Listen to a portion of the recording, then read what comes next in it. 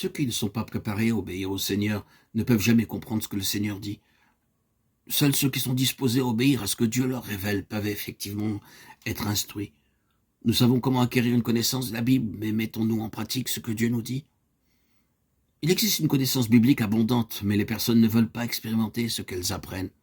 La lumière ainsi rejetée devient ténèbres. Ceux qui ont de la connaissance, ne sachant rien du prix que coûte l'expérience, deviennent fiers, hautains et enflés d'orgueil. Ainsi, avant d'aller plus loin, nous devons faire à Dieu la promesse suivante. Ô Dieu, à tout ce que tu m'enseigneras, maintenant je te promets d'y obéir. Si vous n'êtes pas préparé à obéir, Dieu ne vous force pas, ne vous contraint pas à obéir. Dans l'amour, il ne peut ni avoir ni contrainte ni force. Dieu s'est révélé, il attend ceux qui veulent aller de l'avant, déclarant « Maintenant nous promettons que nous obéirons à ce que Dieu dit, à ce que Dieu nous dira. » Dieu était sur le point de contracter avec le peuple une alliance très importante. Exode 24, 4, 8. Pour préparer cette alliance, Moïse construisit un autel avec 12 pierres, une par tribu. Sur l'autel était posé le sacrifice, dont le sang fut aspergé sur le peuple.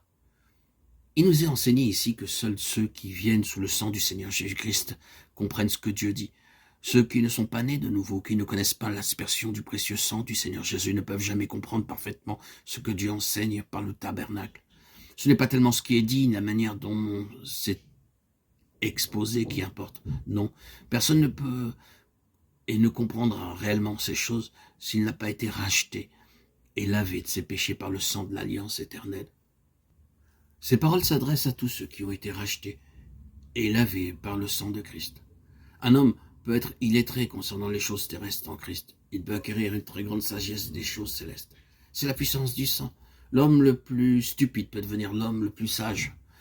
Notre premier pas dans la compréhension des choses célestes est d'être amené et maintenu sous le sang de l'alliance éternelle.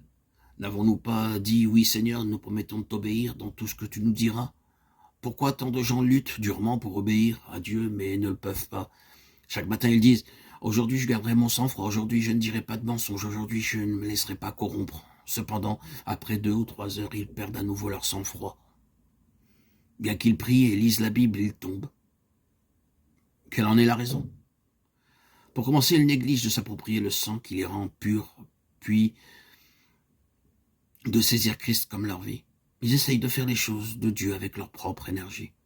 C'est pourquoi ils tombent. Voulez-vous vaincre chaque tentation? Alors par la foi, chaque jour, chaque matin, placez-vous sous le sang du Seigneur Jésus-Christ. Le sang vous lave de chaque souillure. La vie de Christ en vous deviendra manifeste dans votre marche et vos actions quotidiennes. Les Israélites avaient à se placer sous le sang pour être capables d'obéir à ce que Dieu commanderait.